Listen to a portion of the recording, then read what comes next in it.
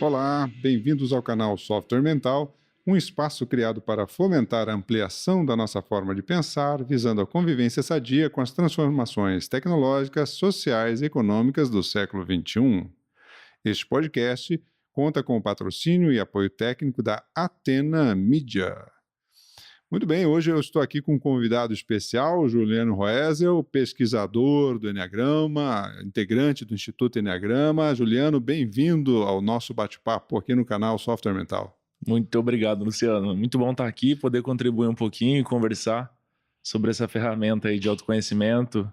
Joia, que bacana. Vamos juntos, meu amigo. Então, Juliano, vou começar aqui o nosso bate-papo, trazendo algumas considerações interessantes aí. Dentre as principais habilidades aí do nosso século XXI, é justamente cada vez mais distinguir o que é humano e o que é robótico, o que é socioemocional, o que é puramente racional, né? E dentro dessas condições, na hora que a gente começa a adentrar mais o mundo socioemocional, que é um mundo para o qual a maioria de nós não foi educado, a gente não teve educação formal sobre autoconhecimento, não teve educação formal sobre habilidades socioemocionais, eu pelo menos no meu tempo de escola não tinha, e me parece que hoje já até começa com as crianças aí nas idades pré-escolares, inclusive, algumas escolas adotam isso, mas para a turma que está aí na adultidade, a partir dos seus 20 anos de idade, provavelmente não passou muito por esse tipo de treinamento, habilidade ou aprendizagem, vamos dizer assim, né? E aí o que a gente vê, na hora que a gente começa a adentrar esse universo socioemocional, a gente vê muita superficialidade, muita bobagem, muita gente sendo mais midiático do que profundo nessa abordagem socioemocional. Como é que você vê esse processo hoje? Luciano, muito legal isso, porque de fato a educação está começando a despertar um pouco para essa questão socioemocional, né? Trabalhar com as crianças. A questão emocional começando por aí. A gente vê realmente muita ferramenta muito rasa para falar de comportamento, de análise comportamental também. E aí que eu vejo uma coisa muito bacana no Enneagrama, que é o que me encanta nessa ferramenta, me faz trabalhar com ela, é que o Enneagrama é uma ferramenta bastante profunda e ao mesmo tempo muito simples. Então ela simplifica algo que é muito profundo, que se você quiser investigar sobre o comportamento, você tem estudos infinitos a partir dessa ferramenta. De fato, o que a gente busca trabalhar realmente é algo que não fique na superficialidade, que realmente traga informações verdadeiras sobre o comportamento e não fique só uma casquinha do ovo aí para a gente Sim. descascar, mas sim descobrir verdadeiramente como é que a gente funciona, por que eu ajo dessa maneira, quais são os desafios que a gente tem. Legal. E qual é a visão do Instituto Enneagrama de modo geral e da própria ferramenta do Enneagrama para lidar com essa questão dos perfis, nossos perfis aí socioemocionais, nossos perfis comportamentais? Como é que é essa visão? Fala um pouquinho para a gente disso. O Enneagrama é uma ferramenta que apresenta 9 padrões de comportamento. O Enneagrama é um mapa que descreve padrão de comportamento. Então a gente passa a reconhecer como é que eu funciono, o que eu tenho de positivo e o que eu tenho que me limita no meu desenvolvimento. O Instituto Enneagrama utiliza essa ferramenta do Enneagrama, que hoje está mais de 60 países no mundo já utilizam como uma importante ferramenta de autoconhecimento, trabalha com isso numa ótica um pouco mais para o mundo corporativo. Então, a metodologia do Instituto Enneagrama tem um olhar para a empresa, para a organização, entender como é que a gente se comporta, relação líder-liderado, no meu ambiente organizacional mesmo. O Enneagrama é um processo que faz a gente se perceber ou reconhecer, principalmente as minhas emoções que trazem meu desenvolvimento e também quais os motivos que me fazem agir dessa maneira. E muito entender as limitações que a partir daí que a gente vai buscar ultrapassar essas barreiras que a gente se coloca. Legal. Eu confesso que eu sou um admirador aí do Enneagrama. Foi uma ferramenta que, na minha trajetória de autoconhecimento, realmente me ajudou bastante. Eu sou um cara que comecei a minha preocupação com autopesquisa e autoconhecimento já faz quase 4 décadas. Tem chão nessa história aí. Legal. E dentro dessa minha autopesquisa, o Enneagrama, para mim, foi uma ferramenta particularmente muito importante para eu entender melhor determinados perfis meus, que eu tinha desde a infância, então, como é que isso surgiu para mim, e para eu trabalhar minha autoestima.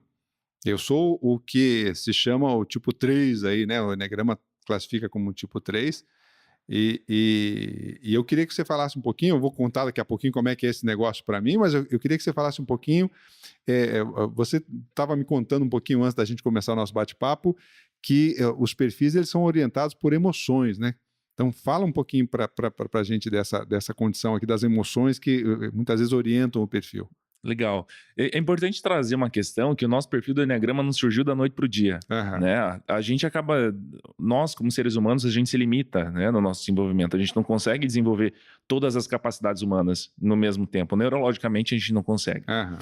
Ao longo da nossa infância, a gente foi desenvolvendo de alguma forma que a gente chama de traumas ou feridas emocionais. Perfeito. Que foram fazendo a gente se adequar ao nosso comportamento.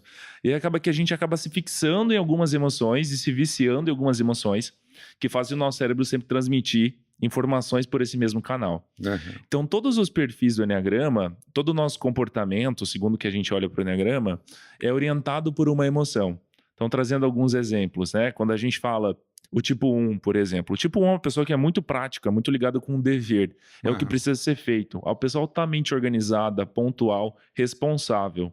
Ela termina o que começa. Deixa algo pelo meio do caminho, é algo que deixa o tipo 1 profundamente magoado com ele mesmo, irritado, inclusive. Legal. A emoção que orienta esse perfil é a emoção da raiva.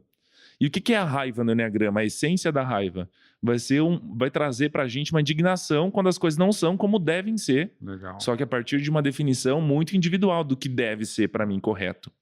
Então vai fazer uma pessoa trazer ou buscar muitos métodos que tragam a organização, a padronização, para que as coisas saiam como elas devem acontecer. A força, a habilidade que essa pessoa traz é uma habilidade realmente de fazer acontecer o que precisa acontecer. Então, um olhar muito prático para a realidade. Legal.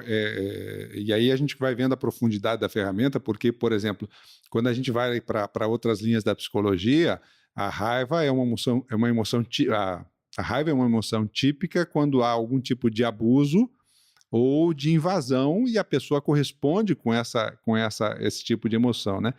E aí ela toma a frente, bem dentro dessa linha que você está trazendo para a gente aí, o famoso, o tipo 1 aí do Eneagrama, né? O que mais que você pode falar de emoção? O meu tipo 3, fala um pouquinho para mim, então. O tipo 3 é bastante comum a gente encontrar o tipo 3.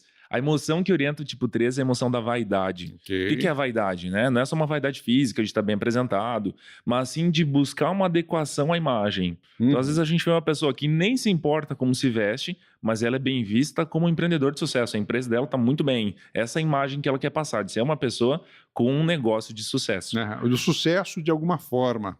Então, de alguma maneira, dentro da vida da pessoa é um negócio importante. É, isso mesmo. Para o tipo 3 é algo que é muito importante. Aí depende muito do meio em que eu estou inserido. Se eu, por exemplo, eu sou um monge tipo 3, eu vou buscar ser o melhor monge. Tá? Depende muito do ambiente social que eu estou inserido. O que é sucesso no ambiente social, na cultura que eu vivo. Legal. Outros tipos, por exemplo, né? Só para citar outras emoções. Vem lá. O tipo 6, por exemplo, a emoção é o medo. Então, o vício dessa pessoa é o medo. O que o medo faz com o tipo 6? Faz ser uma pessoa muito preocupada com tudo. Então, tudo tem que ser muito bem planejado, tudo muito bem pensado. Que desafios que essa pessoa tem como tipo 6? Como que ela se limita na vida? A prudência, numa dose certa, é muito positiva. A questão é quando eu começo a tomar muito tempo para decidir algo, aí começa a virar problema. A desconfiança mora no tipo 6. Então, tudo tem alguma ameaça. Tudo. O líder tipo 6 é o líder centralizador, ele não delega atividade, tudo tem que passar por ele. Aí ele não desenvolve autonomia na equipe, ele não desenvolve criatividade, não desenvolve o próprio senso de responsabilidade na equipe, que tudo depende dele, tudo tem que passar pela validação dele. E aí a gente vê mais uma vez limitações que as pessoas se colocam. Claro. E aproveitando então esse teu gancho aí, porque quando a gente trabalha com desenvolvimento gerencial, eu já faço isso há muitos anos, exatamente o processo da centralização, ele é muito comum sempre que o gestor ele tem medo de ser pego de calça curta com alguma coisa e ele realmente tende a centralizar. E pelo que você está falando, o tipo 6, então, aí ele nada de braçada nessa centralização. Totalmente, e fica à vontade nesse meio da centralização.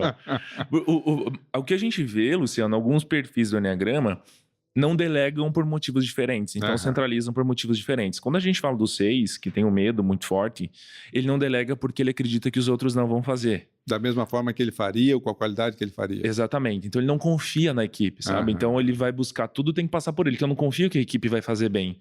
Sempre tem alguma margem que gera desconfiança no tipo 6.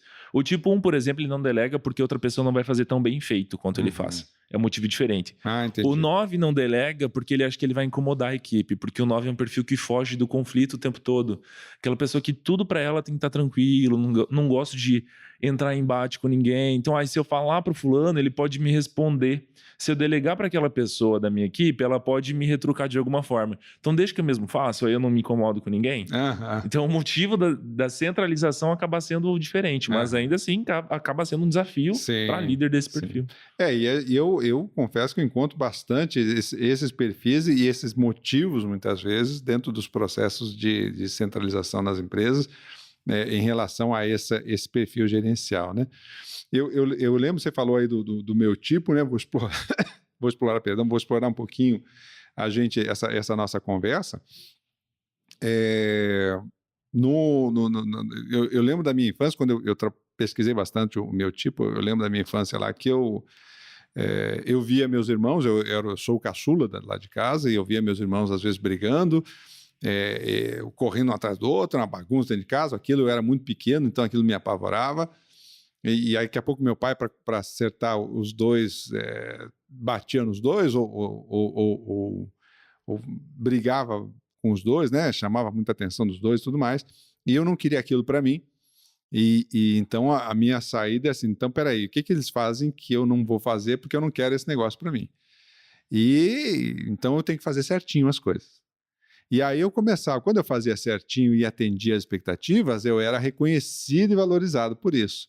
Então entra bem nessa questão de começar a associar isso com a vaidade e com a imagem que eu passava. Havia uma preocupação sempre com a imagem de passar que eu fazia as coisas certinhas, organizadas, para poder ter o reconhecimento. E isso, para mim, por exemplo, teve um aspecto muito importante que o Enneagrama me ajudou demais, é que lá pelas tantas eu comecei a achar, então, que as pessoas gostavam de mim pelo que eu fazia e não por quem eu era. Então, as minhas relações, durante muito tempo na minha vida, eram relações funcionais. Então, se eu estou servindo ou estou sendo útil de alguma forma para essa pessoa, legal, eu tenho algum valor para ela. A hora que acabou a nossa tarefa juntos, já não faz muito sentido ela querer a minha companhia. Não tem muito motivo para essa relação existir. É um olhar prático até para a relação. Exatamente.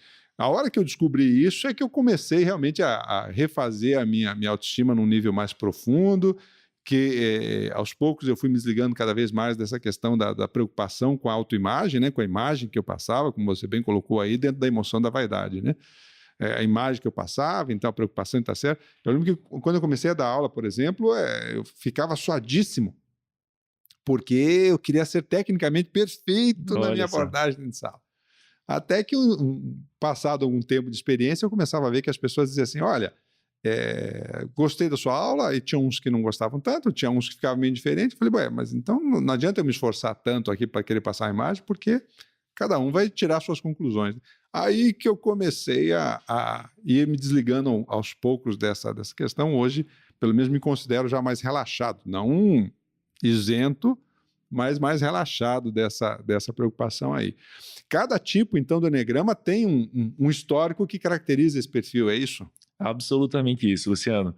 Eu quero fazer um adendo no que você comentou, né? Porque o que o 3 busca é sempre uma adequação. Então, o que os outros estão esperando de mim? Perfeito. Aí eu vou buscar para atuar de acordo com o que as outras pessoas esperam. E meu senso de inadequação foi um traço na minha vida. Para eu me achar inadequado e inconveniente de alguma forma, era um troço até chato, porque eu tinha excesso de zelo com isso. E às vezes me afastava sem ter uma razão real, era mais da minha cabeça mesmo, do meu olhar das coisas. E aí o que acontece com a gente com isso, né? A gente se afasta de quem a gente realmente é. Porque a gente vira tanto um mecanismo para buscar aprovação que a gente esquece do que é importante para a gente, para nós mesmos, né? Esquece a nossa individualidade. O 3, por exemplo, eu até comento muito em sala, que acaba muitas vezes se tornando um escravo da expectativa dos outros, se ele não toma consciência disso. E a gente, de alguma forma, não é livre O que a gente trabalha dentro do Enneagrama é para que a gente seja cada vez mais livres dentro de nós mesmos, né? E não buscar tanto depender dos outros. E buscar, de alguma forma, essa autenticidade. Vocês até teve um podcast agora com a Flávia Viana, vocês comentaram sobre a singularidade, a importância disso. Então, é reconhecer realmente qual que é a minha autenticidade que eu tenho aqui, qual é a minha singularidade. E aí, como é que funciona esse processo que você perguntou, né? De formação do tipo. Todos nós, na nossa infância, a gente vai passando por traumas que vão fazendo a gente se adequar a situações para buscar a nossa satisfação. O que todos nós, seres humanos, buscamos, a nossa satisfação. Então, a criança, no nível inconsciente, quando vai desenvolvendo e formando a personalidade dela, ela vai formando de acordo com o meio que ela está inserida, as emoções que ela vai sentindo, as situações que são colocadas a ela. Então, o que essa criança busca? Ela vai buscar se adequar para buscar a sua satisfação. Cada perfil se adequa de uma maneira diferente. Então, a gente comentou do tipo 3, né? O tipo 3 é aquela criança que vai buscar a aprovação dos pais no primeiro momento. Então, eu sempre faço uma pergunta para os 3, do tipo, o que seus pais queriam que você fosse? Que geralmente tem uma busca da aprovação dos pais. A criança tipo 2, por exemplo, que é uma pessoa que é o perfil, por exemplo, do assistente social, trazendo esse estereótipo do assistente social, se doa muito para o outro, ajuda muito todo mundo, está sempre à disposição para atender a necessidade dos outros. A criança tipo 2 é aquela criança que é muito prestativa com todo mundo, porque ela acredita que ela só vai ser amada se eu ajudar as outras pessoas, se eu fizer um favor para outra pessoa, senão a pessoa não tem motivo para me amar. Então passa a vida desenvolvendo essa crença que a limita, de que eu preciso fazer pelo outro para eu ser amado. E aí o tipo 2, quando toma consciência com isso, né, fala, opa, nossa, eu tô a minha vida toda sendo escravo disso também. Então peraí, deixa eu olhar para mim e ver que eu não preciso mais adequar esse comportamento que eu adquiri e fui desenvolvendo na minha infância.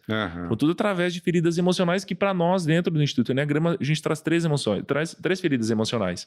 Não se sentir importante, a traição e a perda ou abandono. Então, cada um dos perfis é desenvolvido a partir de uma dessas feridas emocionais da infância. Então, repete pra gente, é a perda... A perda ou abandono. Ou abandono. Isso, então, tipo, para que eu nunca mais me sinta abandonado por alguém, eu vou buscar um mecanismo diferente para atuar.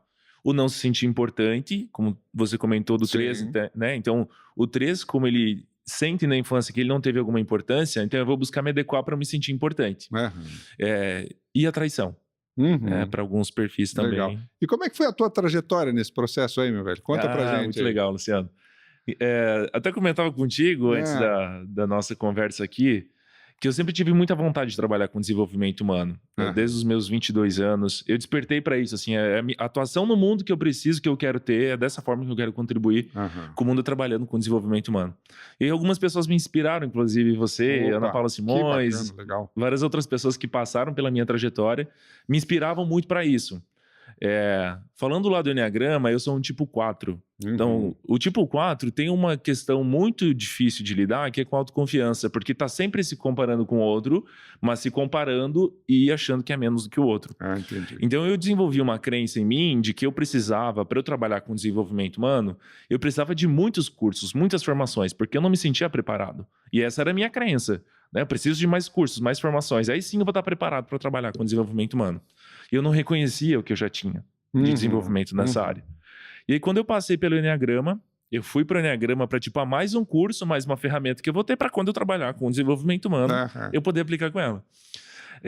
E aí, eu passei pelo esse programa e aí eu vi coisas que eu não tinha acessado sobre mim ainda, eu não tinha reconhecido. E aí, o programa foi assim, caiu um orelhão, uma boa expressão, né? Não foi uma ficha, foi um orelhão inteiro de tanta ficha que caiu. E aí eu percebi o quanto isso era intenso ao longo da minha vida toda. E eu não tinha entrado em contato com isso ainda. Eu falei, uau. E eu tinha, Luciano, uma crença de que eu precisava dessas muitas formações, que eu precisava de mestrado para trabalhar com desenvolvimento humano.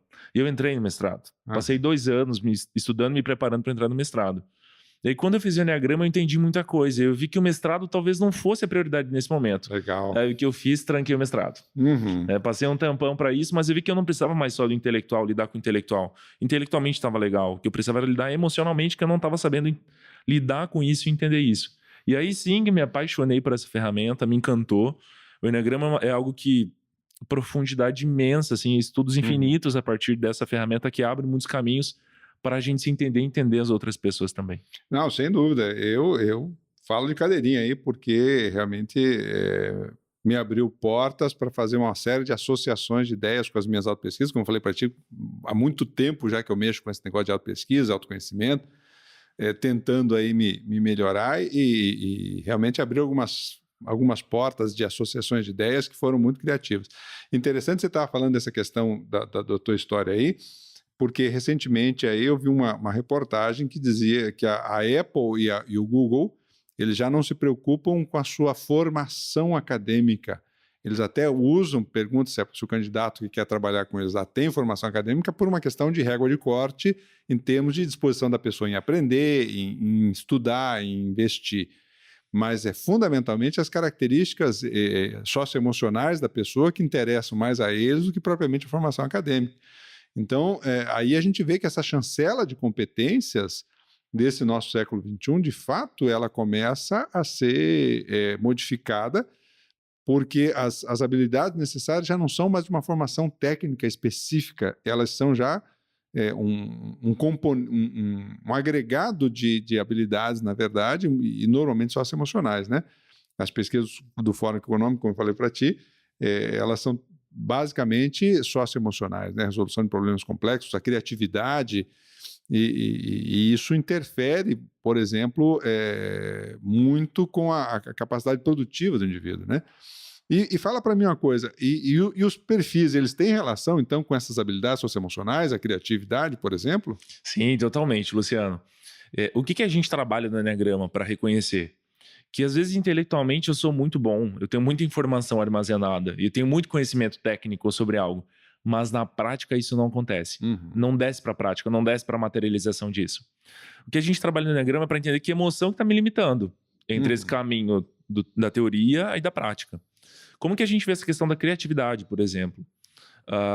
A criatividade, para que ela aconteça, eu preciso de alguma forma me sentir estimulado para isso, me sentir um caminho livre para que isso aconteça.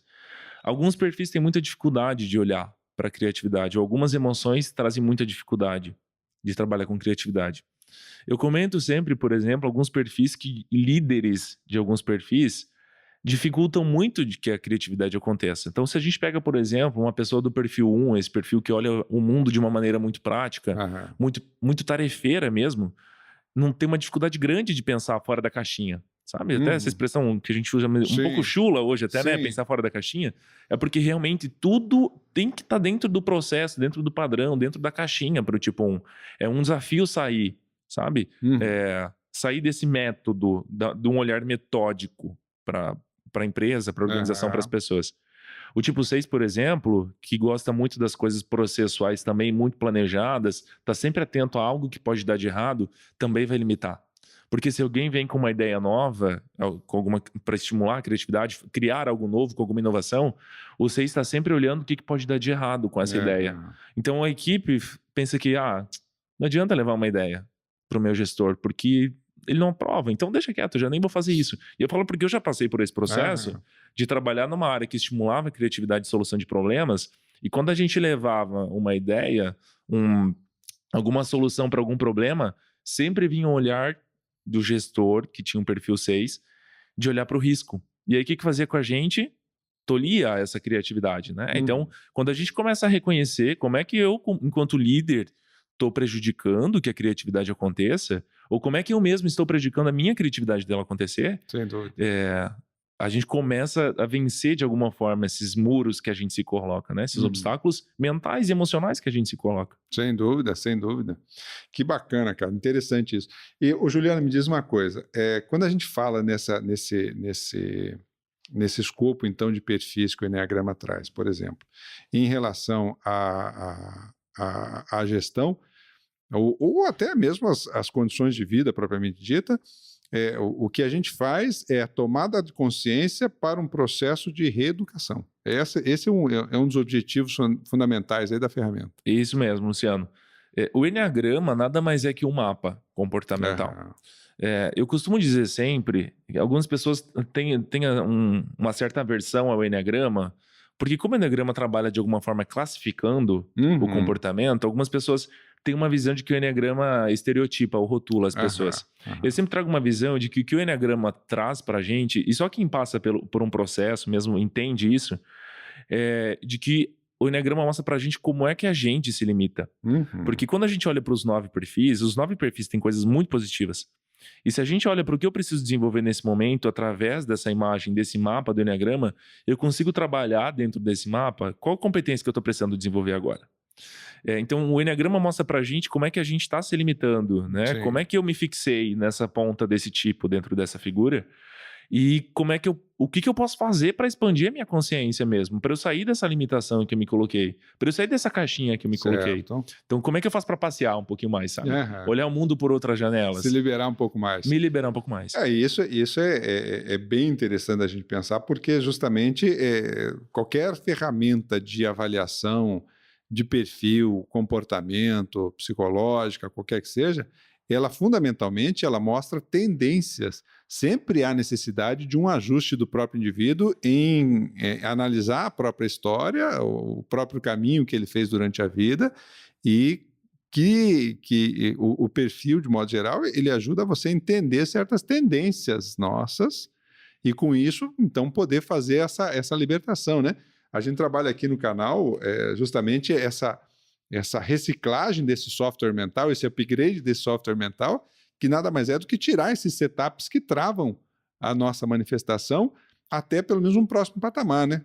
A diferença entre a saída da zona de conforto para um novo nível de atuação é eu substituir as crenças temporárias atuais por novas crenças mais expandidas, que ainda mesmo assim vão ser novas crenças, que lá pelas tantas vão ser impeditivas do progresso e requer que a gente reveja esse ponto de vista para andar e expandir cada vez mais a nossa visão, a nossa percepção da vida, né? Sempre quando a gente olha as coisas, a realidade, isso as pesquisas psicológicas apontam com muita clareza, sempre faço uma interpretação. E essa interpretação que eu tenho da vida, ela é um viés, não é a realidade, como a gente às vezes gosta de pensar. Não é a verdade, né, como a gente gosta de pensar. É a parcialidade mesmo. É a parcialidade mesmo que está relacionada a esse perfil, né? E os movimentos de reeducação a partir disso, como é que a gente trabalha?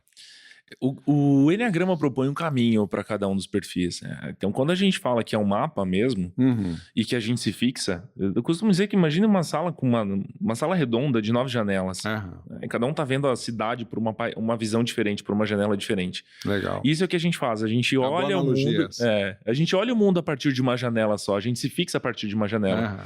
O Enneagrama é uma figura que mostra caminhos para a gente começar a olhar o mundo mais por outra janela. Então, é uma figura de 9 pontas que conecta as 9 pontas. Então, quando eu estou no perfil, o 4, por exemplo, o meu perfil, eu tenho que o meu caminho para expandir a minha visão, para eu começar a enxergar o mundo mais de outra forma, me desprender desse vício, até de crenças mentais que eu desenvolvi, o meu olhar, eu tenho que olhar o mundo um pouco mais pela janela do ponto 1. Que é olhar mais pelas coisas que eu preciso fazer realmente. Porque o que o 4 tem uma tendência a fazer? A ficar se queixando, achando que está sempre faltando alguma coisa e que não está suficiente ainda. Então, acaba com a autoconfiança lá embaixo, tem um traço de vitimização muitas vezes. Então, o que o 4 precisa fazer para sair disso é começar a fazer acontecer. Que a gente chama de ter esforço e disciplina, que é o que o 1 faz de melhor. Então, começar a olhar o mundo mais por essa janela. E aí sim começar a caminhar para expandir e desenvolver mais meu padrão mental. Eu costumo dizer que esse caminho de desenvolvimento é como um mantra para nós. E que a gente tem que estar o tempo todo tomando cuidado, porque se deixar, a gente cai na própria armadilha de novo. A gente entra no nosso vício. Porque realmente, Luciano, a gente se vicia em alguns comportamentos. Verdade. Então, neurologicamente mesmo falando, o nosso cérebro se acostuma a transmitir por aqui sempre informações, e transmitir por aqui, e eu não expando isso, né? O desenvolvimento da neuroplasticidade mesmo começa por aí. Eu começar a atuar de outra forma. Agir, como é que eu posso ganhar mais expandindo essa forma de atuação? Eu costumo dizer que essa necessidade de certeza é uma primeira trava enorme que a gente tem em relação ao desenvolvimento, né? Então, quanto antes puder eliminar essa necessidade de certezas, mais flexibilidade cognitiva eu desenvolvo para caminhar com as ideias e aceitar visões diferentes de mundo, não como alguma coisa perigosa, não como uma ameaça ao meu modelo de vida, mas como algo que agrega, algo que expande, né? E que nos permite, hoje em dia, trabalhar com um tema muito presente, inclusive nas organizações, que é o trabalho com a diversidade, né? Como é que você concilia diferentes perfis, diferentes gerações, diferentes valores, perspectivas para criar uma sinergia nessa equipe e essa equipe poder funcionar melhor, né? Então, é um trabalho de conciliação, na verdade, dessas visões que partem, então, dessas janelas aí na perspectiva do Enneagrama, né? É isso mesmo, Luciano. É muito bacana isso que você comentou, né? De lidar com as diferenças e a importância que isso tem. Quando a gente fala até na teoria, é importante ter as diferenças na equipe, isso é muito bonito na teoria, mas lá na prática, quando a gente vai ver, é um desafio. O pau come feio, né? O pau come feio, exatamente. Eu estava ontem mesmo conversando fazendo acompanhamento de 2 alunos, que eles são pares, líderes pares dentro de uma empresa. E um deles é perfil 13 e outro é perfil 6. Qual que é o grande desafio de relacionamento desses 2 perfis? O 6 é o perfil que está olhando para o risco. Então está sempre olhando algo que ameaça. E o 13 está sempre olhando para a oportunidade. Então alguém que quer ir lá na frente, já quer usar, e outro que quer segurar. Então é uma relação que é muito conflituosa. Porque um valoriza uma coisa, outro valoriza a outra. Então quando eles começam a se entender, não digo que o conflito acaba. Sim. Inclusive o conflito precisa existir para de alguma forma ver essa integração entre uma coisa e outra. Ter o equilíbrio, né, velho? É isso mesmo. Então começa a entender por que para outra pessoa é tão importante. Que às vezes eu acho que da outra pessoa é ignorante, porque é a maldade da pessoa, tá querendo me passar para trás, e às vezes não é isso, é só a questão do perfil mesmo. Claro. Eu tive uma questão interessante numa empresa também agora, de 2 irmãs que são diretoras da empresa familiar, e elas têm relação muito conflituosa na direção da empresa. E aí elas vieram buscar o Enneagrama porque elas só queriam entender por que elas eram tão diferentes uma da outra, né? Por que elas tinham tanto conflito. E quando elas foram ver, na verdade, que o perfil delas é o mesmo. É o mesmo. Então, o que para elas era muito diferente, na verdade, o conflito existe porque é a mesma coisa. E elas têm um perfil 6, que é do controle. Então, uma quer controlar a outra. Sim. Mas, ao mesmo tempo que eu tenho necessidade do controle, detesto ser controlado. Sim. Então, uma quer controlar a outra fica doida com isso. Doida da vida quando a outra quer controlar. E acontece esse movimento contrário. Então, o que a gente vê nessa organização que precisa acontecer? Elas precisam delimitar bem os papéis do que é uma e do que é a outra. Elas devem ter autonomia nas áreas que elas atuam e diferenciar bem os papéis. Colocar na mesma responsabilidade, o conflito sempre vai surgir de uma maneira não saudável. Sim, porque tá sempre uma querendo ter o controle da outra e isso impacta na equipe toda, na empresa toda. Com certeza. Não, a turma de baixo, coitada, sofre demais porque tem que lidar com isso e não sabe quem atende, né? Como é que eu faço? Uma pediu uma coisa, a outra pede outra, e como é que eu concilio isso? Para quem está embaixo é um problema. E ficam assistindo, de certa forma, essa novela conflituosa. Quase, às vezes, vira piada, né? Porque em pouco tempo a turma começa a desenvolver as piadas internas. Eu vejo muito isso, às vezes, em determinadas empresas, onde o nível mais hierárquico, mais alto, tem conflitos muito profundos, e lá embaixo a turma sofre muito, mas brasileiro, você sabe como é que é, para tirar um sarro não paga imposto, então já começa daqui a pouco a fazer a piada interna de como é que lida com as 2 feras, aí vamos dizer assim, né? Ou com os 3, depende da organização. E você sabe que isso é muito interessante, a gente trabalha também, eu trabalho bastante aí com o mundo startup aí, pelo menos da metodologia ou da ferramenta de startup aí, mesmo em grandes organizações. E um aspecto interessante que a gente analisa é justamente o perfil da composição da equipe, porque essa composição ela é essencial e talvez mais importante do que a ideia do negócio.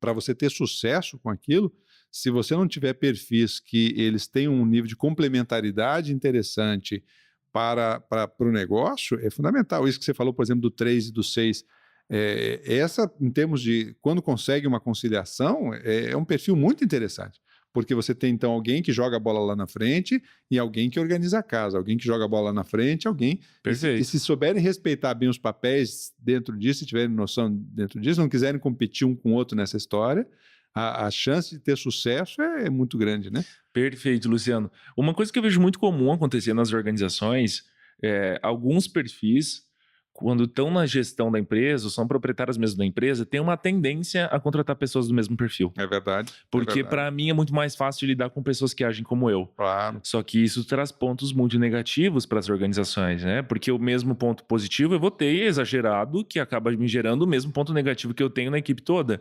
E que traz a mesma característica para a organização toda. Ou seja, aquela área de sombra, né, velho? A gente é muito bom nisso e não enxerga os problemas que a gente realmente não enxerga porque o perfil não tem um setup mental preparado para enxergar esses outros lados, né? E aí, às vezes, a gente se dá muito bem aqui na organização, mas o resultado não está acontecendo. É isso aí. Aí a gente tem um monte de perdas acontecendo, tem uma dificuldade enorme de organização, de pensar lá na frente, mas a gente se gosta. E aí tem essa coisa do equilíbrio, né? De buscar relação e resultado. É isso mesmo. E você sabe que é curioso isso, né? Porque esse é um dilema das organizações mesmo. De um lado, sabe que precisa da diversidade, a diversidade estimula, então, a criatividade, justamente porque traz uma visão sistêmica mais ampla, pela soma dos diferentes pontos de vista, traz uma perspectiva mais completa, pelo menos, de uma dada realidade, com avaliação de risco, com avaliação de possibilidades, com organização, com inovação, com ajuste de processos e, ao mesmo tempo, com a descoberta de novas coisas. Mas, na prática, é muito comum o gestor procurar clones, né? Isso é muito comum. E aí, exatamente, cria essas áreas de sombra. Você sabe que você está falando isso, eu estou lembrando do Alfred Sloan, que foi um CEO da GM lá na década de 20, 30, por aí.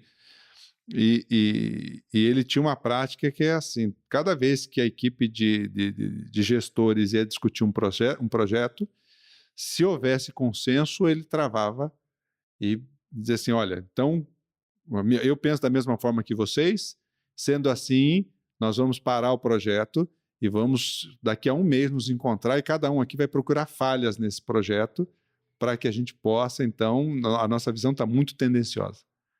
E aí, voltava um mês depois, aí sim, não, realmente, encontrei isso, encontrei aquilo, E aí eles podiam fazer o aperfeiçoamento adequado do projeto para poder avançar com mais segurança. Que é sair desse pensamento coletivo aí, né? Da complementaridade dos perfis. É muito legal. Uma coisa que eu sempre trago para reflexão para as pessoas é, quando a gente até fala do equilíbrio, ou a harmonia e o equilíbrio não trazem movimento. Elas deixam estagnados. Então, o que a gente tem que buscar é realmente pegar essa integração do que é positivo para todo mundo, das contribuições de cada um, e a gente constrói algo novo. A harmonia plena não traz realmente ação, né? Não traz a novidade, não traz a criatividade. É verdade. O conflito produtivo, né? O conflito é extremamente necessário nas organizações. O que a gente tem que diferenciar é o do conflito emocional desgastante, como esse exemplo que você bem trouxe para a gente aí das duas irmãs aí com perfis iguais. E o conflito de ideias, que são diferentes pontos de vista para poder trazer essa complementaridade de percepções, de realidade, por aí vai, né? E quando a gente aplica o Enneagrama, por exemplo, avalia essas composições de perfis e os caminhos, as práticas possíveis a partir daí, elas nos ajudam a criar esse ambiente onde haja esse equilíbrio entre esse conflito e essa harmonia. Como é que a gente faz isso? Não existe receita pronta para Claro. isso, né? O que o Enneagrama mostra para a gente não existe um caminho que é uma tarefa e pronto, eu resolvi o problema do meu perfil. Eu tenho que estar cuidando o tempo todo disso. Uma das coisas que diferencia o Enneagrama de outras ferramentas de análise comportamental ou de perfil comportamental é que o Enneagrama te propõe um caminho. Vai por aqui, vai por aqui. Esse é o teu caminho para você expandir a consciência. Então aí a gente começa, assim, a tomar cuidado com isso e criar realmente novos caminhos para integrar. Eu costumo dizer sempre que o primeiro passo que a gente tem para fazer a mudança é tomar consciência disso, né? Porque como é que eu vou traçar um plano onde eu quero chegar? Lá na frente eu quero estar, se eu não sei onde é que eu estou hoje. Sim. Então eu preciso primeiro entender isso, onde é que eu estou hoje, onde é que estão as pessoas que estão comigo, para aí sim a gente começar a reconhecer dentro desse ambiente um caminho para seguir. Qual é o risco que isso tem também, Luciano? Não é só positivo, não é só um mar de rosas. Um risco que se tem quando a gente fala até de autoconhecimento é de alguma forma isso amortecer. Né? Então eu vou trazer muito para intelectualização, muito para racionalização, e aí freia muitas vezes o impulso que viria para trazer vida para isso. Então é um cuidado que a gente tem que ter também. Claro. Né? Para não deixar isso morno ou apático. O Jung falava isso, né? É incrível o esforço que as pessoas fazem para não tomar contato consigo mesmo, né? E aí, nesse processo, a racionalização e a intelectualização são realmente dois grandes mata-burros, né? Porque o esforço nosso de achar que entendeu alguma coisa é porque isso baixa a ansiedade, né? Eu estou ansioso na verdade, pelo incômodo que aquele aspecto emocional está vindo à tona e está me mostrando uma verdade que ela tem a sua raiz traumática, a sua base dolorida, vamos dizer assim. E eu, às vezes, não quero lidar com isso, e eu racionalizo ou intelectualizo a situação como uma forma de dizer assim, tá, entendi. E aí, com isso, eu baixo essa ansiedade que traz o desconforto necessário à mudança, né? A ampliação desse setup mental. É isso mesmo que acontece. O que a gente tem que tomar cuidado é realmente com isso, né? Para não amortecer, mas de alguma forma eu preciso entrar em contato com isso, claro, para isso eu libertar. E quando eu digo até que o Enneagrama de alguma forma é um caminho para eu aprofundar muito mais em quem eu sou, aí a gente vai, depois disso, eu recomendo até para algumas pessoas ir para vários outros caminhos. Claro. Ir para o renascimento, para resgatar esse trauma de infância que me trouxe. Cura da criança interior, vários outros caminhos que a gente tem. Realmente a terapia mesmo, que a gente chama psicanalítica ou TCC, para tratar alguns traumas que foram me gerando isso. Às vezes o bloqueio está muito mais profundo do que entender agora o que esse comportamento está me trazendo. Preciso tratar algo que foi lá do passado. Em breve aqui a gente vai estar conversando aqui com já está na nossa programação aqui, algumas ferramentas que eu também acabei utilizando, tomando contato mais de perto, o BioFlow, que é o renascimento, a barra de Axis, o trabalho eventualmente terapêutico em si, que ele é importante para essa ressignificação, né? O fundamental é a gente aprender a fazer a ressignificação dessas crenças limitantes de alguma forma, para que eu possa dar um passo além, né? Show de bola. Muito bom. Minha gente, vamos chegando aqui ao final do nosso bate-papo de hoje. Eu estive aqui com o Juliano Roesel, pesquisador, vamos dizer assim, que aprofunda bastante essa nossa noção dessa ferramenta que é o Enneagrama. Juliano, valeu, muito obrigado pela tua presença aqui e a gente vai conversando. Eu que agradeço, Luciano. Foi um grande prazer estar aqui e poder falar um pouquinho mais dessa ferramenta aí para vocês. Legal, minha gente. Nos encontramos no nosso próximo podcast. Um grande abraço a todos.